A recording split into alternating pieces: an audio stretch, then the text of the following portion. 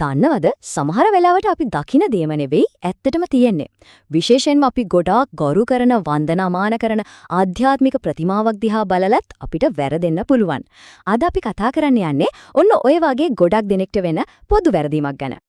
හොඳයි මේ රූපය දිහා පොඩ්ඩක් බලන්නකෝ. දැන් ඇහුවොත් මේ කවුද කියලා අපි ගොඩක් දෙනෙක්ගේ හිතට එන පළවෙනි උත්තරේ මොකක්ද? මේ බුදුන් වහන්සේ කියන එක නේද? ඒත් ඇත්තටම ඒක එහෙමද? පොඩ්ඩක් හිතන්න. ඇත්තරම කිව්වොත් ලෝකයේ පුරාම මිලියන ගාණක් මිනිස්සු මේ වගේ ප්‍රතිමාවලට වන්දනාමාන කරනවා. ඒ මේ ඉන්නේ බුදුවහන්සේමයි කියන හරිම ගැඹුරු විශ්වාසයකින්. ඉතින් අපි බලමු මේ විශ්වාසෙ පිටිපස්සේ තියෙන ඇත්ත කතාව මොකක්ද කියලා. හරි, එහෙනම් යමු මේ පොදු ව්‍යාකූලත්වය ගැන හොයලා බලන්න. මේ පැතිරිලා තියෙන විශ්වාසය අපි ටිකක් විමසා බලමු. ඇත්තටම මේ ප්‍රතිමාවේ නිරූපණය වෙන්නේ බුදුන් වහන්සේ නෙවෙයි නම් එහෙනම් කවුද? මෙන්න උත්තරේ.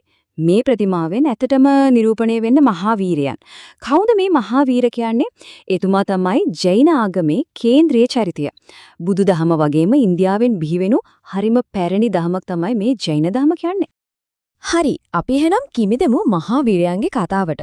කුමාරයෙක් බුද්ධත්වයට යන මග ගැන දැනගමු. මේ ප්‍රතිමා දෙක ඇයි මෙහෙම පැටලෙන්නේ කියලා තේරුම් ගන්න මුලින්ම මහාවීරයන් ගැන හරියටම දැනගන්න එක හරිම වැදගත්. මහාවීරයන්ගේ ජීවිත කතාව ඇත්තටම හරිම ආකර්ශනීයයි. බලන්න ක්‍රිස්තු පූර්ව 599 දී විතර ඉන්දියාවේ බිහාරවල කුමාරයෙක් විදිහට තමයි එතුමා ඉපදෙන්නේ. හැබැයි වයස අවුරුදු 30ක් වෙද්දී සත්‍ය හොයාගෙන Tamanට තිබුණ හැම ලෞකික සැප සම්පතක්ම අතෑරලා යනවා. ඊට පස්සේ අවුරුදු ගානක හරිම දුෂ්කර සාධනාවරින් පස්සේ වයස 42 දී එතුමා සර්වඥතා ඥානය, ඒ කියන්නේ ජෛන දහමට අනුව කේවල ඥානය අවබෝධ කරගන්නවා. අවසානයේදී වයස අවුරුදු 72 දී නිර්වාණය එමත් නැත්නම් මිදීම සාක්ෂාත් කරනවා. හැබැයි කතාව එතනින් ඉවර වෙන්නේ නැහැ. මහාවීරයන් කියන්නේ ගුරුවරයෙකුට වඩා වැඩි දෙයක්. ඒ කියන්නේ එතුමා තනි චරිතයක් නෙවෙයි. එතුමා හරිම පැරණි, විශාල දාමයක එක පුරුකක් විතරයි. ඒ තමයි තීර්ථංකරවලු 24 දෙනා. ජෛන විශ්වාසයේ අනුව මේ විශ්ව යුගයට මිනිස්සුන්ට මඟ පෙන්වන්න පුළුවන් මහා ආධ්‍යාත්මික ගුරුවරු 24 දෙනෙක් පහළ වෙනවා. ඔන්න ඔය ගුරුවරුන්ට තමයි තීර්ථංකරවරු කියලා කියන්නේ. ඉතින් මොකද්ද මේ තීර්ථංකර කියන වචනේ තේරුම? හරිම සරලයි. තුටුපලක් සාදන්නා.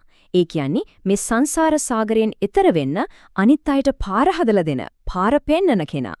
ඒ වගේ ආධ්‍යාත්මික ගුරුවරයෙක්. ඉතින් ඔන්න ඔය දාමේ මහාවීරයන් කියන්නේ මේ යුගයේ පහළ වුණු 24 වෙනි. ඒ වගේම අවසාන තීර්ථංකරවරයා. එතුමාට කලින් 23 වෙනි තීර්ථංකර වුණේ පාර්ශ්වනාත. ඒ කියන්නේ එතුමාට කලිනුත් තව 23 දෙනෙක් මේ විදියට මඟ පෙන්වලා තියෙනවා. හොඳයි, එහෙනම් අපි දැන් එමු අපේ මුල්ම ප්‍රශ්නෙට. බුදුන් වහන්සේ සහ මහාවීර කොහොමද මේ ප්‍රධාන වෙනස්කම් ටික හඳුනගන්නේ? මේ දෙදෙනාම එකම කාලයක වගේ ජීවත් වුණත් ඔවුන්ව වෙන් කරලා හඳුනගන්න පැහැදිලි ක්‍රම තියෙනවා. මේ ශ්‍රේෂ්ඨ ශාස්ත්‍රවරු දෙන්නම එකම යුගයක ජීවත් වුණත් ඔවුන් ගමන් කළේ වෙනස් මාවත් දෙකක. බලන්න මහාවීරයන් ජෛන ධර්මයේ පුනර්ජීවනය කළා වගේම ඉගැන්වුවේ අන්ත දුෂ්කර තාපස පිළිවෙත්. එතුමා බුද්ධත්වයට පත් වුණි වයස 42 දී. අනික අතට බුදුන් වහන්සේ සිද්ධාර්ථ ගෞතමයන් බුදුදහමේ නරමාත්‍ර විද්‍යාවට අන්ත දෙකෙන්ම වැළකීලා මධ්‍යම ප්‍රතිපදාව තමයි ඉගැන්වුවේ. උන්වහන්සේ බුද්ධත්වයට පත් වුණේ වයස 35 දී. මේ වගුවෙන් ඒ වෙනස්කම් තවත් පැහැදිලි වෙනවා. විමුක්තියට යන මාර්ගය, ජෛන දහමේ දැඩි අවිහිංසාව සහ තපස, බුදු දහමේ ආර්ය අෂ්ටාංගික මාර්ගය.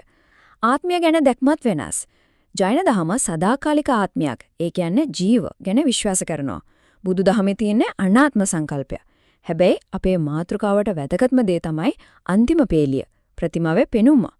ජෛන ප්‍රතිමා විශේෂයෙන්ම දිකම්බර සම්ප්‍රදායේ නිරෝධයෙන් තමයි නිරූපණය කරන්නේ. ඒකෙන් ලෞකික බැඳීම් අත්හැරීම පෙන්වනවා. හැබැයි බුද්ධ ප්‍රතිමා හැම වෙලේම සිවුරක් දරාගෙන විවිධ මුද්‍රා සහිතව තමයි දකින්න ලැබෙන්නේ. ඔන්න ඕක තමයි ලොකුම දෘශ්‍යමාන වෙනස. ඔව්, මේ නිර්වත් ස්වරූපයට ගැඹුරු දාර්ශනික අර්ථයක් තියෙනවා. ඒකේ නියෝජනය වෙන්නේ ඇඳුම් පැළඳුම් විතරක් නෙවෙයි, සියලුම ලෞකික දේවල් වලින් සම්පූර්ණයෙන්ම වෙන්වීම, ඒ බැඳීම අතශරීම කියන එක. ඉතින් පේනෝ නේද මේ මාර්ග දෙකක්, හැබැයි ඉලක්කය එකක්.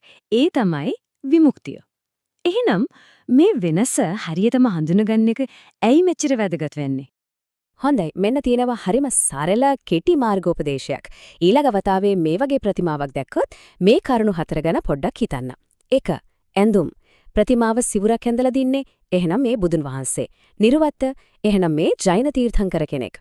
2. පපුවේ සලකුණ. පපුව මැද දියමන්ති හැඩයට ශ්‍රීවත්ස සලකුණක් තියෙනවද? ඒක ජෛන ප්‍රතිමාවල ලක්ෂණයක්. 3. කේශ. බුදුන් වහන්සේට ගොළුබෙලි හැඩති කේශ සහ උෂ්ණීෂය තියෙනවා. ඒ තීර්ථංකරවරුන්ට එහෙම නෑ. 4. ඉරියව්ව. දෙදෙනාම භාවනානුයෝගී වුණත් අත් සහ කකුල් තියලා තියෙන විදිහේ සියුම් වෙනස්කම් තියෙනවා. ඔන්න ඒ ටිකෙන් ලේසියෙම වෙනස අඳුන ගන්න පුළුවන්. ඉතින් අන්තිමට මේ වෙනස්කම් හරියට තේරුම් ගන්න එක කියන්නේ නිකම්ම පොඩි කරුණක් නිවැරදි කරගන්නලගේ දෙයක් නෙනේ. ඒකෙන් ලෝකයේ තියෙන පැරණිතම ගැඹුරු ආධ්‍යාත්මික සම්ප්‍රදායන් දෙකකම අද්විතීය ඉතිහාසයට සහ දර්ශනයට අපි ගරු කරනවා කියන එකයි. මේකෙන් අපිට හිතන්න දෙයක් ඉතුරු වෙනවා. මේ වගේම අපි නොදැනුවත්වම අපේ ඇස් ඉස්සරහම තියෙන හැබැයි අපි හරියට තේරුම් ගන්නකල් ශැංග වෙලා තියෙන තම කොච්චරනම් ඉතිහාස කතා මේ ලෝකයේ ඇතිද?